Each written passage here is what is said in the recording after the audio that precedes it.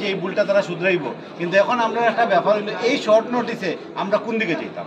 School বন্ধ, আমরা গিয়া যে রিলিজ লইতাম এটাও সম্ভব না, আর একটা জায়গায় জয়েন করাও সম্ভব না। এখন আমরা হাইয়ার অথরিটির কাছে ওটাও দাবি করলাম যে অ্যাটলিস্ট আমরা 7 থেকে 8 দিনের একটা টাইম দেওয়া হোক, আর ইন দ্য মিন টাইম তারা অ্যানোমালি যে কমিটি পাইছে ও কমিটি দিয়া আমরা এই ভুল শুদ্ধ করিয়া দেব, এরপরে রিকনসিডার করো, তারপরে আমরা যেভাবে হইব যদি দেখা যায় আমরা যেতে লাগে আমরা যেইমো ওখানে যেতাম না। এটা সরকারের একটা রুল আছে, সরকারের তার রুল মানে যদি তার সব সাইড ঠিক করিয়ে যদি দেয় আমরা সরকারের ওটা মানতে বাধ্য এবং আমরা মানব, সরকারের লোকে কোপারেটও করবো।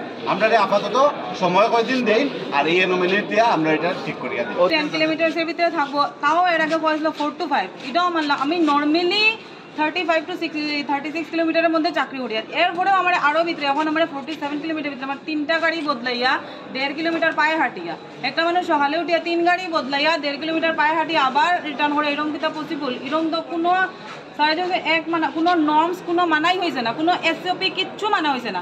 আমরা ট্রান্সফার অ্যাপ্লাই করছি, হয়েছে যারা ট্রান্সফারে অ্যাপ্লাই করছো তারা ডিসপোজ না হওয়া পর্যন্ত কোনো রেশনালাইজেশন হইতো না।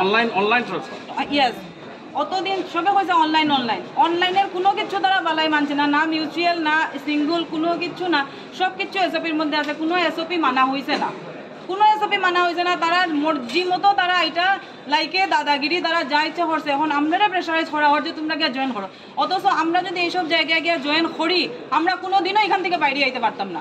এত জঙ্গলের মধ্যে সিপাই আমার স্কুল দিচ্ছে, এই টিল্লার সিপাই জঙ্গলের মধ্যে আমার স্কুল দিচ্ছে, জায়গাটা করছে বর্থল, কিন্তু শুনতে তো বদরপুর ব্লক তো ওই সামনে মহাফল গেলেই পাওয়া যায়, কিন্তু আমার স্কুল পর্যন্ত যাইতে গেলে যে কতটুকু যাইতে লাগে এটা যে যাইবো হে জানবো। আচ্ছা, হঠাৎ করে রাত্রেবেলাই এইটাই তো কথা, হঠাৎ করে রাত্রেবেলা দেওয়া গেছে, কেউ জানে না, কেউ কিচ্ছু জানে না, হঠাৎ করে দেওয়া গেছে। এরপরে যখন যাওয়া হয় তার কাছে হয়ে গেছে যে রিলে ট্রান্সফার। আমরা সবাই জানি রেশনালাইজেশন, অর্ডারের মধ্যে লেখা আছে রেশনালাইজেশন, যদি রেশনালাইজেশনই হয় তো ওইটা প্রপার ওয়েতে হইতো। তো তোমরা যদি রিলে ট্রান্সফার করো তো অর্ডারে লিখিয়া দাও ওইটা রিলে ট্রান্সফার, তখন আমরা বুঝবো যে যেরকমই চাই, কোনো কিছু নাই। এখন আমরা কালকে ডিসি সাহেবের সঙ্গে কথা কইলাম, কোনো SOP নাই, আমি ডিরেক্টরের সঙ্গে কথা কইছি, এই হয়েছি সেই হয়েছি, আমরা যেরকম তোমরা SOP গাইডলাইন্স দিছো আমরা সবাই প্রপার ওয়েতে আমরা ট্রান্সফারে অ্যাপ্লাই করছি, যে যার জোর মতো। একটা ট্রান্সফার অর্ডার যখন অ্যাপ্লাই করা হয়েছে আরেকটা ট্রান্সফার অর্ডার ইস্যু হইতে পারে না, আমরা অনলাইন ট্রান্সফার অলরেডি অ্যাপ্লাই করছি, ট্রান্সফার অর্ডার কন্টিনিউ, তারপরেও কিন্তু আবার জুনিয়র কিছু মানা হইছে না, নোটিফিকেশনটা তো ক্যান্সেল হইছে, যে এটাও তো আমরা পাইতাম যে গাইডলাইন্সগুলো ক্যান্সেল হয়ে গেছে, আমরা নিজের মন ইচ্ছা মতো এক দিকে এই দিকে করে লইছি, এগুলো কোনো ক্যান্সেলেশন অর্ডারও আইছে না। তারপরে আছে যে জুনিয়র সিনিয়র টিচার যারা আগে জয়েন করছে তারাও সরাই দিছে, যারা জুনিয়র তারা সরাইছে না, জায়গায় রয়েছে।